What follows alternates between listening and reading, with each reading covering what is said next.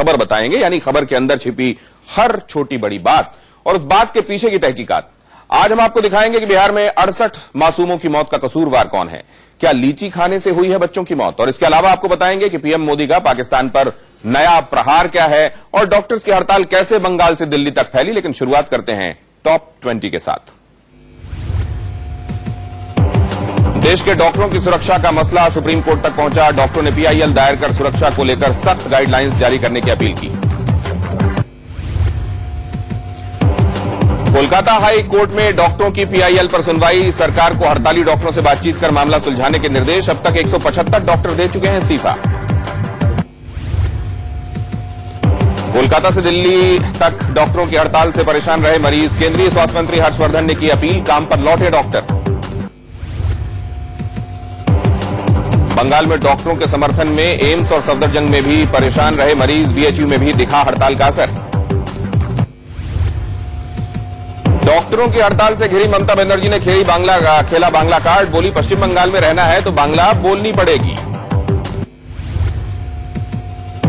उत्तर प्रदेश के सीएम योगी आदित्यनाथ ने ग्रेटर नोएडा में तीनों प्राधिकरण के अधिकारियों के साथ की समीक्षा बैठक। साथ ही बिल्डरों के साथ बायर्स की समस्याओं पर भी की चर्चा। बंगाल में नहीं थम रहा जय श्री राम पर घमासान। बीजापुर में सीएम ममता की रैली से पहले जय श्री राम के लगाए गए पोस्टर्स। बिश्केक में आयोजित एससीओ सम्मेलन के आखिरी दिन 14 समझौतों पर हुए हस्ताक्षर। इस दौरान सभी सदस्य देशों ने आतंकवाद को लेकर साझा घोषणा पत्र किया जारी। किर्गिस्तान के साथ व्यापार पर पीएम मोदी ने दिया जोर, कहा व्यापार और निवेश को बढ़ावा देना हमारा लक्ष्य। बिश्केक में अलग थलग पड़ा पाकिस्तान। भारत की दो टूक, आतंक और बातचीत नहीं चलेंगे साथ साथ। सूत्रों के हवाले से खबर, दोनों के बीच दुआ सलाम की औपचारिकता। बिश्केक में चौतरफा दबाव के बीच इमरान की पैंतरेबाजी, कहा सभी तरह के आतंकवाद के खिलाफ है पाकिस्तान। बिहार के मुजफ्फरपुर में 2 आरजेडी नेताओं को मारी गई गोली। गंभीर हालत में दोनों को अस्पताल में कराया गया भर्ती। पाकिस्तान ने फिर तोड़ा सीज फायर। पुंछ में एलओसी पर रिहायशी इलाकों में दागे गए गोले। भारतीय सेना ने दिया मुंहतोड़ जवाब। अवंतीपुरा में पाक आतंकियों को मुंहतोड़ जवाब। सेना ने ढेर किए 2 पाकिस्तानी आतंकी। सर्च ऑपरेशन जारी। निवेशकों को 500 करोड़ का चूना लगाने वाला आरोपी मंसूर खान भागा दुबई। बेंगलुरु पुलिस ने जारी किया लुकआउट नोटिस। इंडिया न्यूज ने किया था घोटाले का पर्दाफाश। दिल्ली के हर्ष विहार इलाके में दिन दहाड़े गैंग वॉर। गोलीबारी में 2 बदमाशों की मौत। झारखंड के सरायकेला में पुलिस की गाड़ी पर नक्सलियों का हमला। हमले में 5 जवान हुए शहीद। साथ ही पुलिस के हथियार लूटकर हुए फरार। वर्ल्ड कप में इंग्लैंड और वेस्टइंडीज के बीच मुकाबला। पहले बल्लेबाजी करते हुए वेस्टइंडीज ने बनाए 212। वेस्टइंडीज की ओर से बल्लेबाजी करते हुए निकोलस पूरन ने 63 रन, शिमरॉन हेटमायर ने 39 और क्रिस गेल ने बनाए 36 रन। वहीं इंग्लैंड की ओर से गेंदबाजी करते हुए जोफ्रा आर्चर और मार्क वुड ने 3-3 विकेट झटके, जबकि जो रूट को मिले 2 विकेट।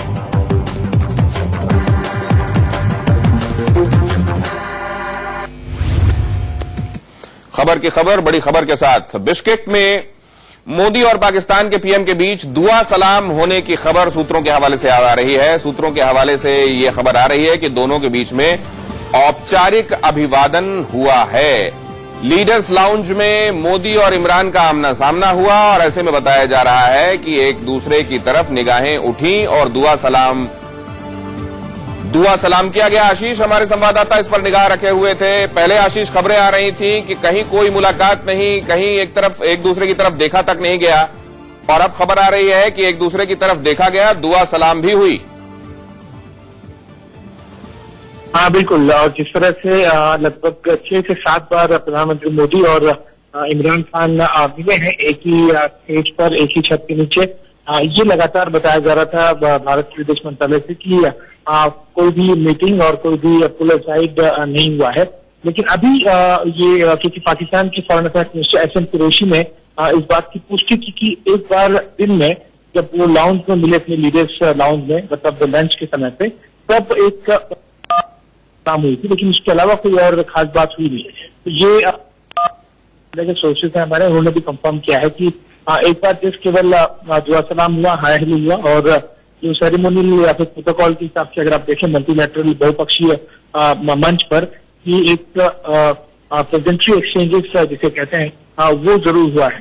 तो इसे लेकिन मीटिंग या फिर बायलैटरल या फिर फुल असाइड या फिर किसी तरह का कॉन्वर्सेशन या कोई बातचीत के तौर पर नहीं देख सकती है। ये केवल एक दुआ सलाम है। अगर आप एक ही टेबल पर हैं तो एक हाय हेलो जिसे कहते हैं और दुआ सलाम, बस वो वाली चीज हुई है। तो ये हाय हेलो और दुआ सलाम के स्तर तक बात पहुंची जरूर है, जबकि पहले यह खबर आ रही थी कि निगाहें तक नहीं मिली हैं। बहुत धन्यवाद आशीष ये जानकारी हम तक पहुंचाने के लिए, और भारत के खेमे ने भी इस बात की पुष्टि की है। क्या लाल लाल सी दिखने वाली लीची जो ललचाती है उसको खाने से किसी इंसान की जान तक जा सकती है? क्या रस भरी लीची से किसी बच्चे की जान जा सकती है? खबर की खबर में आज सबसे पहले बात बिहार में चमकी बुखार के कहर की। मुजफ्फरपुर में चमकी बुखार से आज भी 5 बच्चों की मौत हो गई। इस बीमारी के चलते मरने वालों की संख्या अब 68 पहुंच चुकी है। बड़ा सवाल यह है कि हर साल बिहार में इस बुखार के चलते करीब 100 बच्चे मौत के मुंह में समा जाते हैं, लेकिन सरकार और सिस्टम इसके सामने लाचार नजर क्यों आता है? मेडिकल साइंस भी इसके सामने फेल क्यों है? आज हम इन सवालों की पड़ताल करेंगे, लेकिन पहले चमकी बुखार पर यह रिपोर्ट।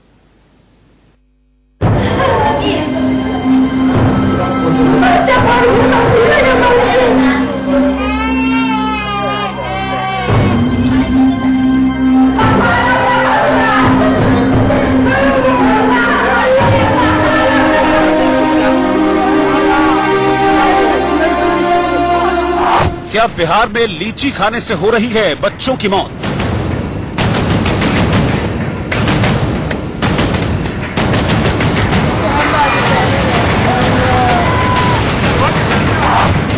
मासूम की जान लेने वाले किलर बुखार की वजह क्या है? So many causes there, उसमें से एक कॉज वो भी है। ऐसा नहीं कि लीची ही एक कॉज है।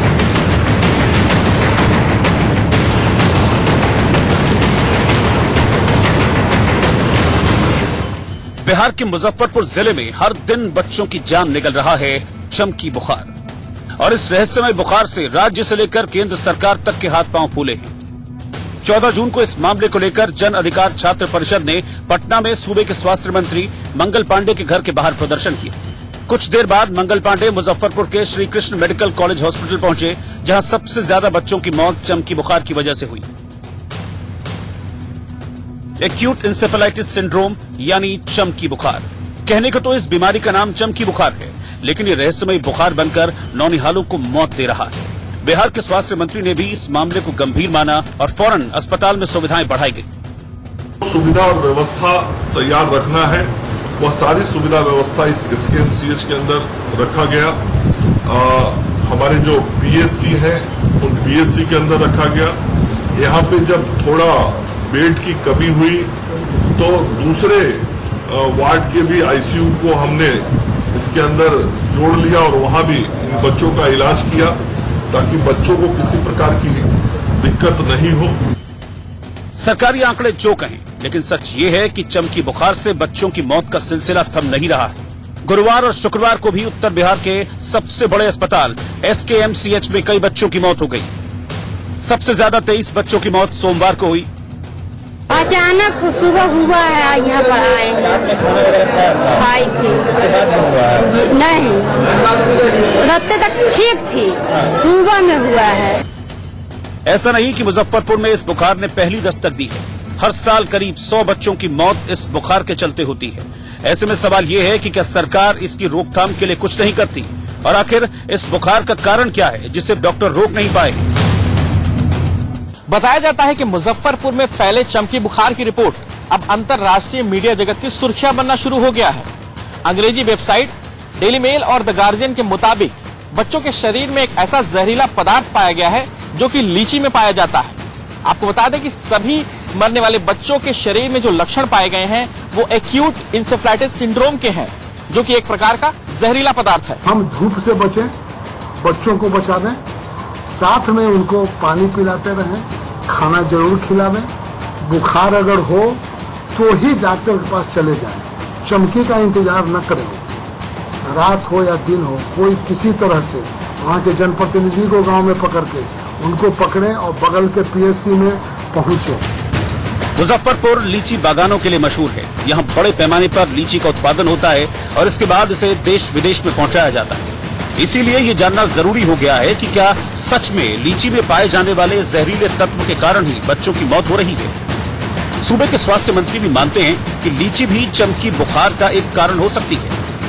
जो लीची वाला विषय है वो भी चिकित्सकों ने ही बताया कि सो मेनी कॉजेज देयर, उसमें से एक कॉज वो भी, ऐसा नहीं कि लीची ही एक कॉज। द लेंसेट नाम की मेडिकल जर्नल में प्रकाशित एक रिसर्च की माने तो लीची में प्राकृतिक रूप से पाए जाने वाले पदार्थ जिन्हें हाइपोग्लिसिन ए और मिथिलिन साइक्लोप्रोपाइलिन ग्लिसिन यानी एमपीसीजी कहा जाता है, ये शरीर में फैटी एसिड मेटाबॉलिज्म बनाने में रुकावट पैदा करते हैं। इसकी वजह से ही ब्लड शुगर लेवल लो चला जाता है और मस्तिष्क संबंधी दिक्कतें शुरू हो जाती हैं और दौरे पड़ने लगते हैं। अगर रात का खाना न खाने की वजह से शरीर में पहले से ब्लड शुगर का लेवल कम हो और सुबह खाली पेट लीची खा ली जाए तो एक्यूट इंसेफेलाइटिस सिंड्रोम का खतरा कई गुना बढ़ जाता है। जानकार भी बताते हैं कि लीची खाने में अगर कुछ बातों का विशेष ध्यान न रखा जाए तो ये खतरनाक हो सकती है। खाली पेट और कच्ची लीची खाने से इंसेफेलाइटिस का खतरा बढ़ जाता है। अगर खाली पेट लीची खाकर सो जाएं तो भी ये खतरनाक हो सकती है।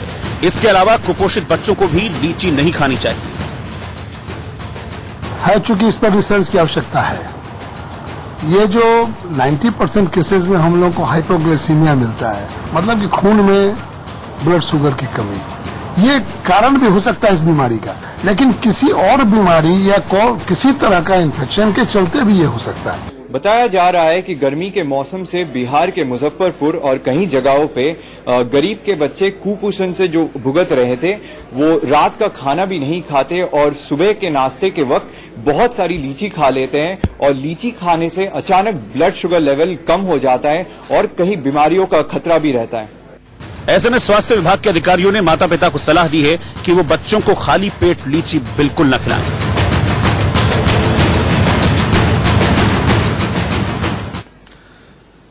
चमकी बुखार को दिमागी बुखार भी कहा जाता है और इसे लेकर राज्य और केंद्र सरकारें दोनों अलर्ट मोड पर हैं। केंद्र की टीम मुजफ्फरपुर से दिल्ली लौट चुकी है, लेकिन अब भी इस बीमारी की असली वजह का पता नहीं चल पाया है। अब हम आपको चमकी बुखार के लक्षण बताएंगे और ये बताएंगे कि इस पर बना एक्शन प्लान फेल क्यों हुआ।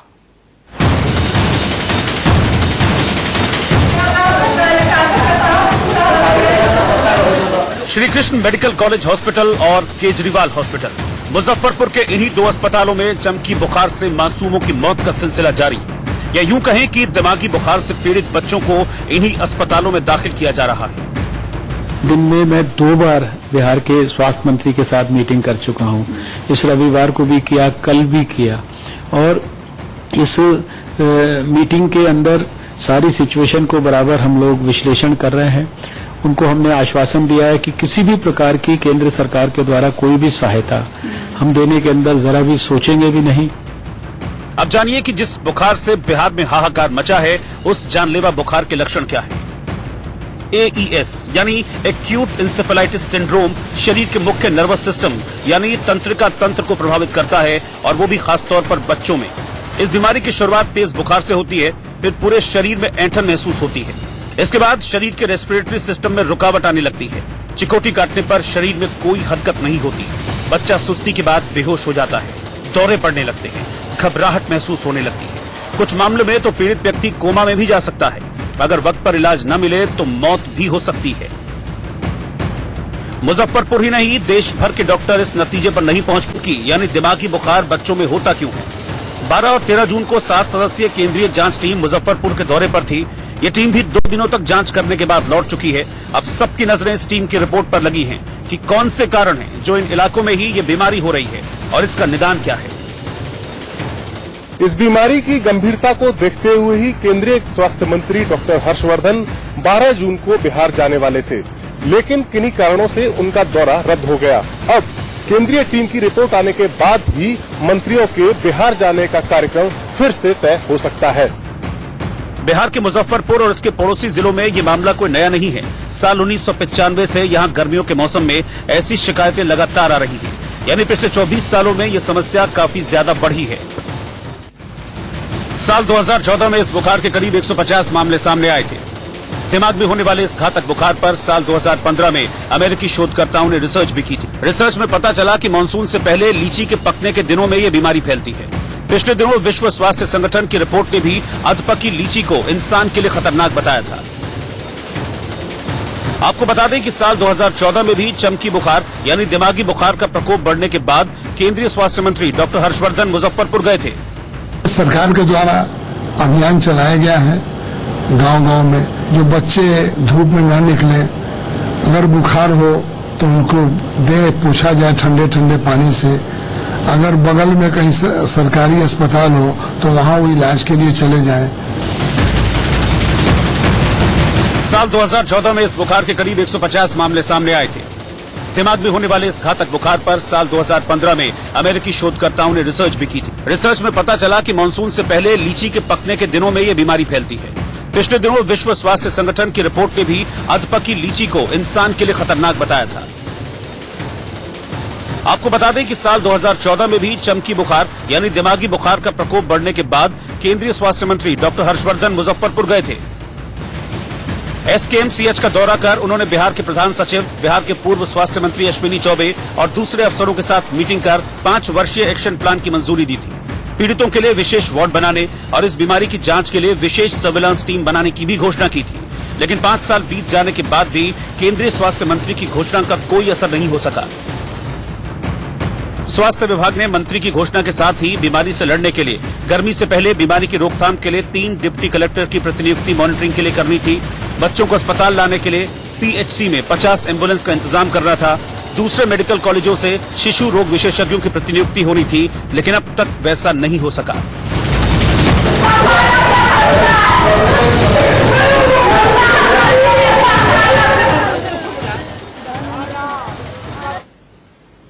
दिमागी बुखार को मस्तिष्क ज्वर भी कहा जाता है। बिहार सरकार ने अखबारों और टेलीविजन में विज्ञापन छपवाकर अपील की है कि मस्तिष्क ज्वर की स्थिति में क्या किया जाए और किससे बचा जाए। आइए ग्राफिक्स के जरिए वो सावधानियां जान लेते हैं, क्या करना चाहिए और क्या नहीं। पीड़ित बच्चों को अगर तेज बुखार हो जाए तो पूरे शरीर को ताजे पानी से पोंछना चाहिए, पंखे से हवा करना चाहिए ताकि बुखार 100 डिग्री से कम हो सके। पैरासिटामोल की गोली या सिरप मरीज को डॉक्टर की सलाह से ही दिया जाए। बच्चा बेहोश नहीं है तो साफ पानी में ओआरएस का घोल बनाकर पिलाया जाए। बेहोशी या मिर्गी की स्थिति में बच्चे को छायादार हवादार जगह पर लिटाया जाए। चमकी आने की स्थिति में मरीज को बाएं या दाएं करवट में लिटाकर ही हॉस्पिटल तक ले जाया जाए। बच्ची के शरीर से कपड़ा हटा लिया जाए, गर्दन सीधी कर दी जाए और अगर मुंह से लार या झाग भी निकल रहा है तो उसे साफ कपड़े से ही पोंछा जाए, जिससे सांस लेने में दिक्कत ना हो, यह भी इंश्योर किया जाए। तेज रोशनी से बचाने के लिए मरीज की आंखों को पट्टी से या कपड़े से ढका जा सकता है। अगर बच्चे ने दिन में लीची का सेवन किया है तो रात में सोने से पहले उसे भर पेट खाना खिलाया जाए ताकि ग्लूकोज लेवल मेंटेन रहे। अब जानिए कि चमकी बुखार में क्या ना किया जाए। बच्चे को खाली पेट लीची बिल्कुल ना खिलाया जाए। अधपकी या कच्ची लीची के सेवन से बचा जाए। बच्चे को कंबल या गर्म कपड़े में ना लपेटा जाए। बच्चे की नाक बंद ना की जाए। बेहोशी मिर्गी की अवस्था में बच्चे के मुंह में कुछ ना दिया जाए। बच्चे को कुछ भी सुंघाकर उसे होश में लाने की कोशिश ना की जाए। बच्चे की गर्दन झुकी हुई ना रखी जाए। मरीज के बिस्तर पर कोई ना बैठे और मरीज को बगैर वजह तंग ना किया जाए। मरीज के पास शोर ना हो, शांत वातावरण बनाए रखा जाए। बच्चे के इलाज में ओझा गुनिया में समय नष्ट ना किया जाए। उसे फौरन डॉक्टर के पास ले जाया जाए, क्वालिफाइड डॉक्टर के पास। और अब खबर की खबर यह है कि पाकिस्तान और आतंकवाद पर्याय से हैं। आतंकवाद के मुद्दे को लेकर पीएम मोदी ने पाकिस्तान पर एक बार फिर से हमला बोला है। पुलवामा हमले के बाद मोदी ने पाकिस्तान को अलग थलग करने का जो ऐलान किया था, बिश्केक के एससीओ सम्मेलन में पीएम उस पर दृढ़ नजर आए। पीएम ने पहले पाकिस्तान के आसमान को किनारे किया, फिर बिश्केक में पाकिस्तान के छद्म आतंकवाद पर जोरदार प्रहार किया। नहीं चाहिए पाकिस्तान का आसमान, नहीं चाहिए टेबल पर इमरान खान, नहीं बढ़ाएंगे हाथ, नहीं करनी कोई बात। क्योंकि वो लेते हैं मासूमों की जान। आतंकवाद पर पीएम मोदी ने पाकिस्तान को इस बार इसी लहजे में कड़ा संदेश दिया है, वो भी बिश्केक में आयोजित 8 देशों वाले शंघाई सहयोग संगठन यानी SCO के शिखर सम्मेलन से, जिसमें इमरान खान के साथ साथ पाकिस्तान से प्यार करने वाले चीन के राष्ट्रपति शी जिनपिंग भी मौजूद थे। मैं सेंट एंटनी में के चर्च गया था। वहां मुझे आतंकवाद के उस घिनौने चेहरे का स्मरण हुआ जो हर कहीं कभी भी प्रकट होकर रोज मासूमों की जान लेता है। इस खतरे से निपटने के लिए सभी मानवतावादी ताकतों को अपने अपने संकीर्ण दायरे से निकलकर एकजुट हो जाना चाहिए। आतंकवाद को प्रोत्साहन, समर्थन और वित्त प्रदान करने वाले राष्ट्रों को जिम्मेदार ठहराना जरूरी है। SCO सदस्यों को आतंकवाद का सफाया करने के लिए SCO रेड्स के तहत सहयोग की पूरी क्षमता का इस्तेमाल करना चाहिए। भारत आतंकवाद से निपटने के लिए एक अंतर्राष्ट्रीय स्तर के सम्मेलन का आह्वान करता है। मगर हैरानी की बात यह है कि जब SCO के मंच से पीएम मोदी ने दुनिया को आतंकवाद के खतरे गिनाए, मासूमों की जान लेने वाले आतंकवादियों के सफाई को जरूरी बताया, दुनिया से आतंकवाद के खिलाफ एकजुटता की अपील की और आगे बढ़कर भारत की तरफ से आतंकवाद के खिलाफ अंतर्राष्ट्रीय सम्मेलन का आह्वान किया, उसी वक्त वहां बैठे पाकिस्तानी प्रधानमंत्री इमरान खान फोन पर किसी से बात करने में मशगूल थे। ऐसा लगा मानो आतंकवाद के खिलाफ मोदी की बातें उन्हें या तो चुभ रही थी या वो उनकी बात सुनना नहीं चाह रहे थे।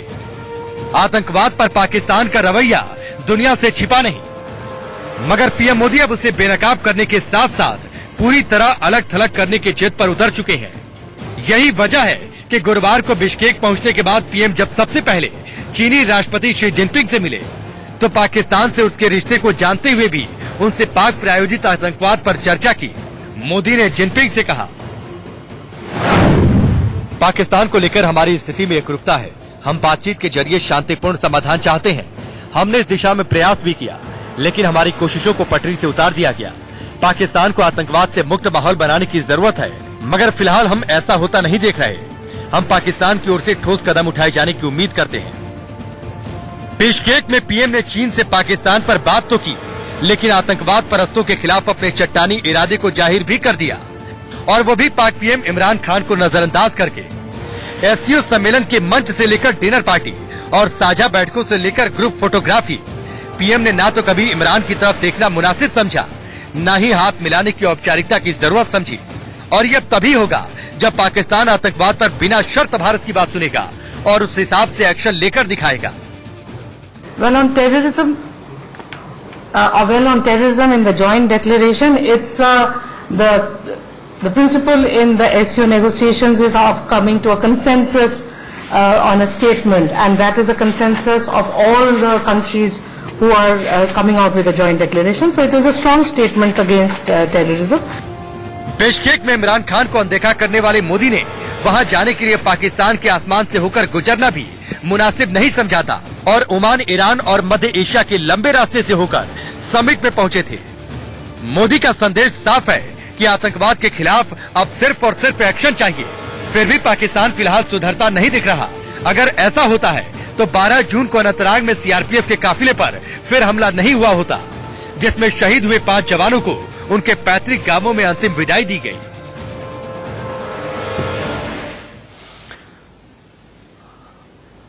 और खबर की खबर यह भी कि सब करना, भगवान से पंगा मत लेना। एक छोटे से ब्रेक के बाद खबर की खबर यह है कि हिंदुस्तान में सब जानते हैं कि आस्था का एक अलग ही स्थान है, अलग मुकाम है, और जब बात जिंदगी की आती है तो भगवान के बाद जिंदगी बचाने वाले डॉक्टर का नाम जुबान पर आता है। लेकिन आज वही डॉक्टर खुद की सुरक्षा की दुहाई दे रहे हैं।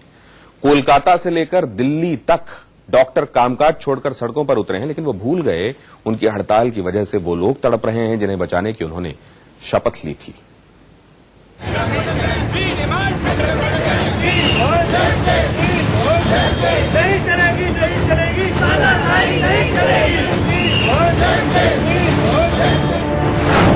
दिल्ली से लेकर मुंबई तक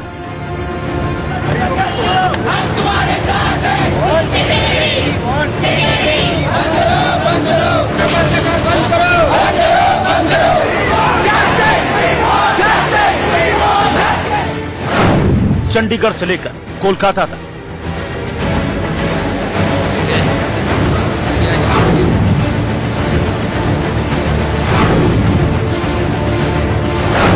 अस्पताल में हड़ताल, मरीज बेहाल।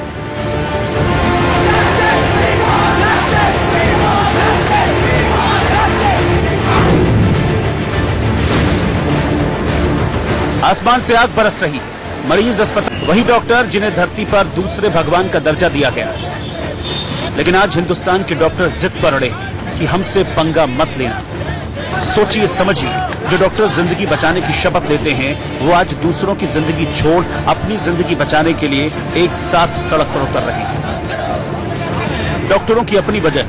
आखिर क्यों कोलकाता से उठा मुद्दा पूरे देश के डॉक्टरों के लिए परेशानी का सबब बन गया?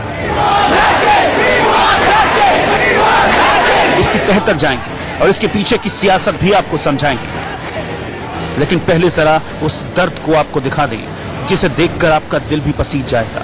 लेकिन डॉक्टरों को न जाने क्या हो गया, आज वो न टूटने को तैयार हैं, न झुकने को और न इलाज के लिए। मैं यहाँ अपनी सिस्टर का ट्यूमर आई हूँ आँख में, उसको डॉक्टर नहीं बैठे हैं, हड़ताल पे हैं। पेशेंट रामंदित में मेरी माता हैं, उनका आज ब्लड टेस्ट होने थे। ब्लड टेस्ट के लिए उन्होंने बोले आज हड़ताल है। हमारी हालत खराब कर दी है बिल्कुल। मेरा बच्चा बिल्कुल सीरियस पड़ा, रतलाम के जिले से आए हम। एक 4 महीने का मासूम, उसके पास बेबसी से बैठा पिता और माँ सब्र को संभाल कर बैठी है। कहीं गार्ड अस्पताल के बाहर न भेज दे। इस बच्चे को हार्ट की बीमारी है। 2 दिन पहले माता पिता बच्चे को कन्नौज से लेकर एम्स आए थे। इलाज का नंबर भी लग गया, लेकिन जिस दिन डॉक्टर को देखना था उस दिन डॉक्टर हड़ताल पर चले गए। अब इनके पास इंतजार करने के अलावा कोई दूसरा रास्ता नहीं है। इसीलिए अस्पताल के कोने में मिली जरा सी छांव में हड़ताल खत्म होने का इंतजार कर रहे हैं। एम्स में यहाँ आपको दिखाते हैं कि रेजिडेंट डॉक्टरों की हड़ताल के बाद मरीजों को कितनी परेशानियों का सामना करना पड़ रहा है। अभी हम मौजूद हैं कैंसर और कार्डियक सेंटर के बाहर। यहाँ आप देख सकते हैं एक बहुत मासूम बच्चा, ये आप देखिए यहाँ पर किस तरह से 45 डिग्री टेम्परेचर में ये अपने इलाज के लिए यहाँ पर लेट रहा है, हाथ जोड़ करके। देखिए हाथ जोड़ रहा है, शायद डॉक्टर से, भगवान से कह रहा है कि इसका इलाज जल्दी हो जाए। इनके जो परिजन हैं, इनके माँ बाप जो हैं, ये भी धूप में तड़प रहे हैं कि कम से कम इस बच्चे का इलाज हो ताकि इसके जो जिगर का टुकड़ा है वो बच जाए, इसकी जान बच जाए। बताएंगे हड़ताल की वजह से कितनी परेशानी हो रही है? हड़ताल की वजह से बहुत ज्यादा परेशानी हो रही है। अब जो लोग यहाँ से कह रहे हैं बुधवार को करेंगे इसका इलाज। और क्या बोला गया है? डॉक्टर ने क्या कहा है? डॉक्टर ने ये कहा बुधवार को करेंगे, शुक्रवार को करेंगे, और अगर तारीख अगर आप अभी लेंगे तो करेंगे 1 महीने बाद। दिल्ली के सफदरजंग अस्पताल में मरीज बेहाल है। 46 डिग्री पारे में इंतजार कर रहे हैं कि हड़ताल कब खत्म हो। कुछ लोगों के तो आंसू तक निकलने लगे। इतनी भागा दौड़ी लगा हुआ है, कैसे गरीब आदमी हम क्या करेंगे? कैसे ड्यूटी करें या पेशेंट का इलाज करवाएं या बाहर से करवाएं? क्या करें? खेत जमीन कुछ है नहीं जो हम बेच बाच के भी करवाएं, और पेशेंट बिल्कुल सीरियस में है। हमारी हालत खराब कर दी है बिल्कुल। शहजाद भी नाम है मेरा बच्चा बिल्कुल सीरियस पड़ा, रतलाम के जिले से आए हम। क्या है, अब क्या कह रहे हैं? अरे उसके 2 हार्ट खराब है, 2 दिल में छेद है, उसका ऑपरेशन का बोला ये 5 महीने दे रहा है। कहाँ से ऑपरेशन होगा? 5 महीने में दम ही निकल जाएगा भाई। आज आप किस लिए आए? वो बच्चे को दिखाने के लिए आया था, रिपेयर करा हमारे को इंदौर से। फिर भी ये गौर नहीं करते, माँ जाओ कहाँ जाएंगे इंसान। अभी क्या कह रहे हैं? आज क्यों नहीं किया? अभी बोला कि जाओ धूप में बैठो बाहर। अब कितनी धूप है, कहाँ बैठेंगे हम बाहर जाके? दिल्ली के बाद आपको मुंबई की तस्वीर दिखाते हैं। केएम अस्पताल के बाहर अच्छी खासी भीड़ है, जिसमें डॉक्टर भी शामिल हैं और मरीज भी। अब जब डॉक्टर बाहर हैं तो समझा जा सकता है कि इलाज की क्या हालत है। खुद सुनिए, जब मरीज इलाज के लिए गए तो डॉक्टरों ने क्या जवाब दिया। तो ये बताया आज आप कितने बजे आए थे, क्या हुआ था और अंदर क्या बताया जा रहा है? स्ट्राइक है, क्या प्रॉब्लम? उधर वो लोग का स्ट्राइक है ना, तो वो बोलता है अभी गोली लेने के लिए बोलते हैं, तो आपको जब गोली लेने डॉक्टर से लेके आओ। अरे डॉक्टर तो कितना अभी इतना भीड़ है, क्या 5, 6, 7, 8 6, 7 डॉक्टर है और कौन जा? फिर मैं बोला पहला स्टैम्प मारते है ना ऐसा तो गोली मिलता है विदाउट तुम्हारा ये, और आज का डेट का ये ले आया ना तो गोली देता था। अभी वो तो गाड़ीबाजी करते हैं, गोली देता नहीं है, बोलते हैं नहीं तुम डॉक्टर का ये करके आओ, डॉक्टर का लिख के आओ डॉक्टर के पास। अरे लेकिन कुछ बताया है कि डॉक्टर्स किधर है, भीड़ इतनी क्यों है, डॉक्टर क्यों नहीं है काम पे आज? हमको ऐसा कुछ बताया नहीं। डॉक्टर्स की स्ट्राइक है ये हाँ, पता चला? डॉक्टर स्ट्राइक पे चला है, हमको पता चला है। इसलिए बोले इतना भीड़ है, इतने मैं गोली लाने को गया तो देता ही नहीं, बोलते है उधर जाओ डॉक्टर से लाओ। अरे डॉक्टर किधर खड़ा रहेगा इतना बजे? आइए हम लोग कुछ और लोगों से बात करते हैं। आप किसे लेकर आए हैं? ये मरीज है क्या? ये मेरी सास मरीज है। मैं 9 बजे से इधर घूम रही, मेरे को केस पेपर नहीं मिला। बोलते हमारा टाइम हो गया, अभी हमारा लंच का वो बंद करके चले गए। हमारे को पेपर भी नहीं दिया, इसको टीबी भी बताया और इसको शुगर भी बताया। पहले सीडी हॉस्पिटल में लेकर गई, उसने कैम्प में भेजा, कैम्प वाले ने हमारे को न लिख के दे दिया, बोलता घर में लेके जाओ। अब आपको कोलकाता में मरीजों की परेशानी दिखाते हैं। मैं यहाँ अपनी सिस्टर का ट्यूमर आई हूँ आँख में, उसको ऑपरेशन की डेट दी गई थी आज, उसी लिए आया था, पर रूम बंद है आज, डॉक्टर नहीं बैठे हैं, हड़ताल पे हैं। आप लोग को जानकारी थी कि हड़ताल पे हैं डॉक्टर? जी हमें जानकारी नहीं थी, हम लगभग 2 दिन से हुए यहाँ पर। तो अब क्या करना है आप लोगों को, कोई आइडिया कुछ बताया गया? सर अभी हमें ये बोला गया है कि देखो अभी रुक जाओ, जैसा भी होगा डिसीजन जो लिया जाएगा वो बता दिया जाएगा। डॉक्टर सब हड़ताल पे बैठे हुए हैं। आपको किस चीज का इलाज कराना था? PSC जांच करानी थी। क्या कहा डॉक्टर ने? कुछ नहीं, आ जाए तो पता चला कि हड़ताल पे हैं लोग। देश भर में मरीज परेशान हो रहे हैं। कोई अपने बूढ़े पिता को लेकर अस्पताल के बाहर खड़ा है, कोई बच्चे को लेकर पहुंचा है, लेकिन सबको इलाज के लिए मना कर दिया गया। सोचिए, जब डॉक्टर ही इलाज से मना करेंगे तो मरीज कहां जाएंगे? अगर डॉक्टरों को किसी बात से परेशानी है, अपनी सुरक्षा की चिंता सता रही है, तो उसके लिए मरीजों का इलाज रोक देना जायज तो नहीं है।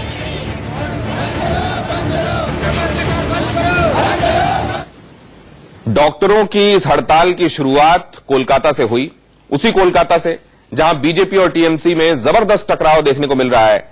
डॉक्टर्स की हड़ताल से राजनीति भी गर्मा गई और अब समाधान सियासत के पाले में आ चुका है। उधर ममता बनर्जी तमतमा रही हैं, इधर केंद्र सरकार ने मामला सुलझाने के लिए हेल्थ मिनिस्टर डॉक्टर हर्षवर्धन को आगे किया है।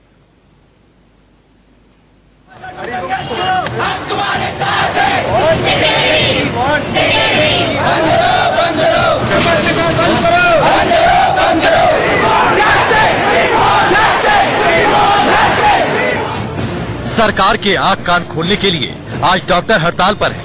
इस्तीफे पर इस्तीफे हो रहे हैं। बारी बारी से आपको डॉक्टरों की आवाज सुनाएंगे, साथ ही उनके दिल का दर्द भी बताएंगे। लेकिन पहले वजह बता दें, आखिर डॉक्टर हड़ताल पर क्यों है? दरअसल ये सारा मामला कोलकाता के NRS अस्पताल से शुरू हुआ। कोलकाता में 2 जूनियर डॉक्टरों के साथ 75 साल के एक बुजुर्ग मरीज के रिश्तेदारों ने मारपीट की। मरीज के रिश्तेदारों ने आरोप लगाया, डॉक्टर की लापरवाही से बुजुर्ग मरीज की जान चली गई, जबकि डॉक्टरों की तरफ से कहा गया मरीज की मौत हार्ट अटैक से पहले ही हो चुकी थी। बात बढ़ी तो रिश्तेदारों ने 2 ट्रॉली भरकर लोग बुला लिए, फिर अस्पताल में करीब 20 डॉक्टरों को पीटा। इस हमले में 2 डॉक्टर गंभीर रूप से घायल हो गए। घायल होने वाले डॉक्टर परिवाहा मुखोपाध्याय और यश टेकवानी हैं। परिवाहा के सिर में फ्रैक्चर है, जबकि टेकवानी की रीढ़ और पसली में चोट आई है। কি করব, কোথায় যাব, কার কাছে একটু ভালো পরামর্শ নেব, কেউ তো ডাক্তার দেখে যাচ্ছে, ডাক্তাররা বলছেন এখন। हम लोग का तो ऑपरेशन नहीं हो रहा है, ऑपरेशन का बात है, हड्डी मेरा टूटा हुआ है, एक पैर का दोनों हड्डी टूटा हुआ है। ऑपरेशन का बात था आज से 1 हफ्ता पहले, अभी तक मैं वैसे ही हूँ। जूनियर डॉक्टरों की पिटाई के बाद मामला गर्मा गया। सबसे पहले NRS अस्पताल के सीनियर डॉक्टरों ने हड़ताल पर जाने का फैसला किया, जिस पर ममता बनर्जी ने 14 जून की दोपहर तक काम पर लौटने का अल्टीमेटम दिया था। लेकिन डॉक्टरों के समर्थन में पूरा बंगाल आ गया। वो हम लोग आउटसाइडर्स बुला रही है। हम लोग यहाँ पर सब अपने मेरिट से आए, नीट एग्जाम पास करके आए हैं and she is calling us outsiders. वो बोलती है कि सारे स्टूडेंट के पीछे 25 लाख रुपए खर्चा किया जाता है, वो सब सारा पैसा तो टैक्स पेयर्स का है और हम लोग सब यहाँ पर मेरिट से हैं। And she is also threatened that if we will not take our protest in 4 hours she will vacate our hostel in Kolkata. I am from Purulia. We are here. We are living in the hostel, and she is telling she will vacate the hostel. I don't know what thought. लोग अपने demand में अभी भी आ रहे हैं। Yeah, जब तक हम लोग का सिंपल डिमांड है, हम लोग कुछ बोल रहे नहीं कि हम लोग को सैलरी से, हम लोग just we are only needing our security. बात बंगाल तक ही नहीं रुकी, दिल्ली में कई अस्पतालों के डॉक्टर हड़ताल पर चले गए। डॉक्टरों की एसोसिएशन IMA यानी इंडियन मेडिकल एसोसिएशन ने इसे राष्ट्रीय विरोधी दिवस करार दे दिया और देश भर के डॉक्टरों को अपने अस्पताल में काम रोकने के लिए कह दिया। हालांकि इस दौरान इमरजेंसी की सुविधा चालू रखने की बात कही जा रही है। जो गवर्नमेंट है कोई अंडरटेकिंग तो दे कि हम जो है इस लॉ को लेके आएंगे। अश्योरेंस, वर्बल अश्योरेंस से कुछ नहीं बनेगा। अफराद कुछ राइटिंग में होना चाहिए, मिनिस्ट्री ऑफ हेल्थ से कुछ राइटिंग में आए, वो मिनिस्ट्री ऑफ लॉ के साथ डिस्कस करके जैसे भी उसको इम्प्लीमेंट करें, पार्लियामेंट में लेके आए, तो तभी तो कुछ बात बन सकती है। सिर्फ वर्बल एश्योरेंस से कोई बात नहीं बनेगी और वर्बल एश्योरेंस तो हम कई सालों से सुनते आ रहे हैं। अब ये हालत है कि मेरे जैसा आदमी इस एज में आके भी अगर ओपीडी में बैठ के काम कर रहा है तो मुझे डर लगता रहता है कि पेशेंट के साथ 2-4 अटेंडेंट आ जाते हैं, कोई भी जो है वायलेंस कर सकता है और कई बार आर्गूमेंट हो जाते हैं। तो इस डर के जो है माहौल में कोई भी आदमी काम नहीं कर पाएगा। बात यहीं खत्म नहीं होती। डॉक्टरों के हड़ताल पर जाने से मरीज परेशान हो रहे हैं। बड़े शहरों से लेकर गांवों तक में मरीजों को इलाज नहीं मिल पा रहा। इस मामले को देखते हुए स्वास्थ्य मंत्री डॉक्टर हर्षवर्धन ने डॉक्टरों से जल्द हड़ताल खत्म करने के लिए कह दिया है। इस दौरान डॉक्टरों का एक प्रतिनिधिमंडल स्वास्थ्य मंत्री से मिला और अपनी मांगे सामने रखी। जो ममता बनर्जी हैं, मुख्यमंत्री पश्चिम बंगाल, उनसे हाथ जोड़कर अपील है कि इस संवेदनशील विषय को वो कोई प्रेस्टीज का विषय ना बनाए। डॉक्टरों ने अगर इतनी ज्यादा पिटाई होने के बावजूद, सिर फटने के बावजूद, उनसे केवल एक ही मांग की है कि हमारी सुरक्षा के पर्याप्त इंतजाम करिए। दरअसल डॉक्टरों का कहना है कि वो दिन रात जी जान लगाकर मरीजों का इलाज करते हैं, लेकिन कई दफा हालात ऐसे हो जाते हैं जब मरीज के रिश्तेदार आपाक हो जाते हैं। ऐसे वक्त में डॉक्टरों को सुरक्षा की जरूरत है जिससे कोई बड़ी घटना ना हो सके।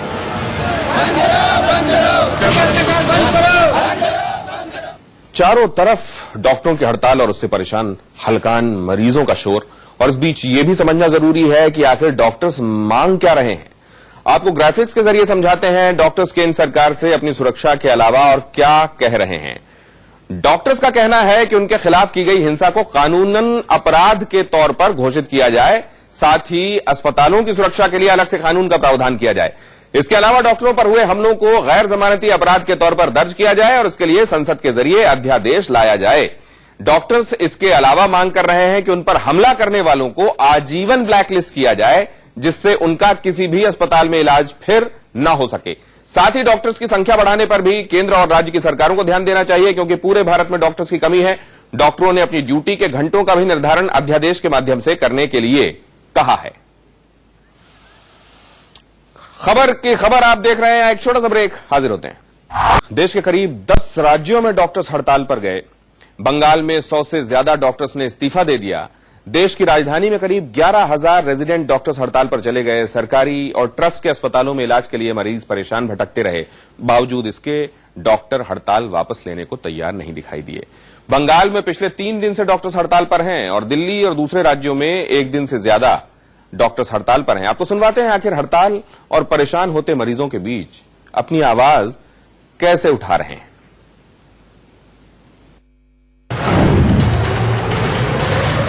अभी हम मौजूद है university college of medical sciences में, जहाँ पे आप देख रहे हैं कि लोग जो कि मेडिकल स्टूडेंट्स हैं वो जुड़ गए हैं प्रोटेस्ट करने।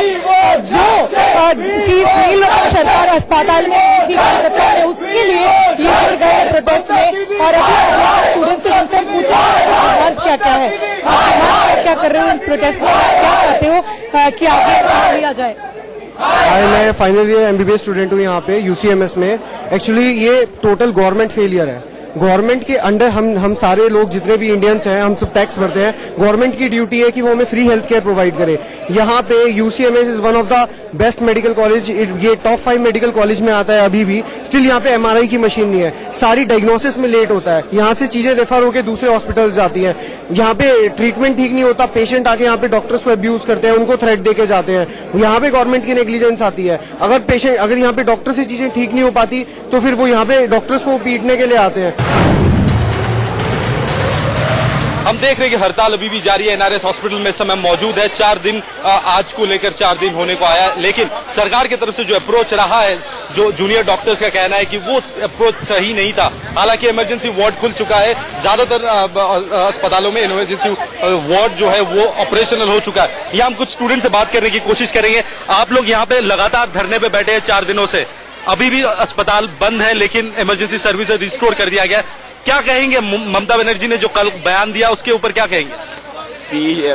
वो हम लोग आउटसाइडर्स बुला रही है। हम लोग यहाँ पर सब अपने मेरिट से आए, नीट एग्जाम पास करके आए हैं, and she is calling us outsiders. वो बोलती है कि सारे स्टूडेंट के पीछे 25 लाख रुपए खर्चा किया जाता है, वो सब सारा पैसा तो टैक्स पेयर्स का है, और हम लोग सब यहाँ पर मेरिट से आए। And she is also threatened that if we will not take our protest in 4 hours, she will vacate our hostel in Kolkata.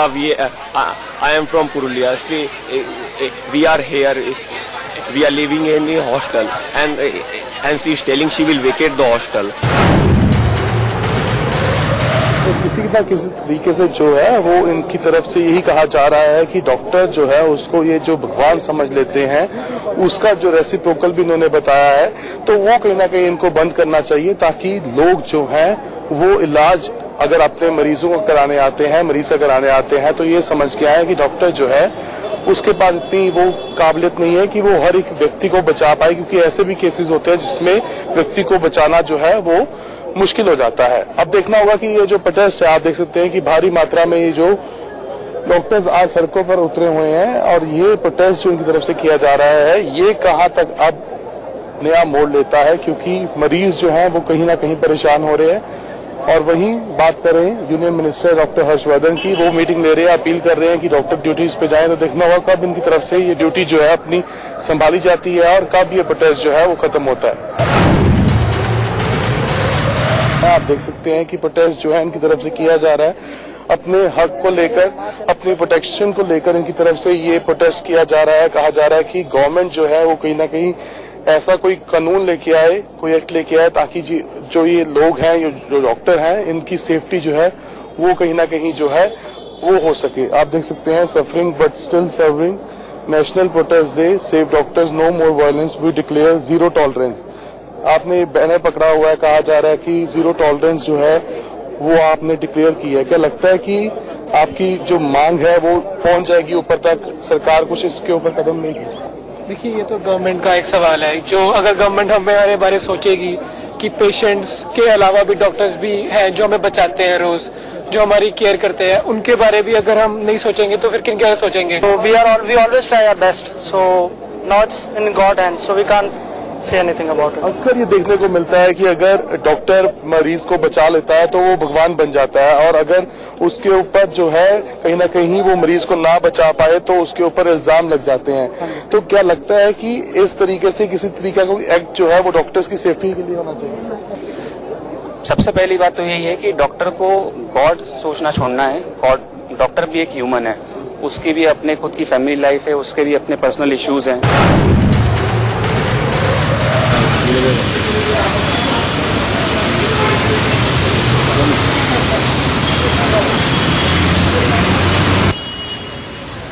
काही घोषणा वगैरे करणार आहे? घोषणा वगैरे नाहीच ना, काहीच नाही. स्ट्राईक नाहीच आहे. त्याच्यामध्ये एकच म्हणायचं आम्हाला, डॉक्टर आधीही म्हणत होते, आताही म्हणणार, पुढेही म्हणते.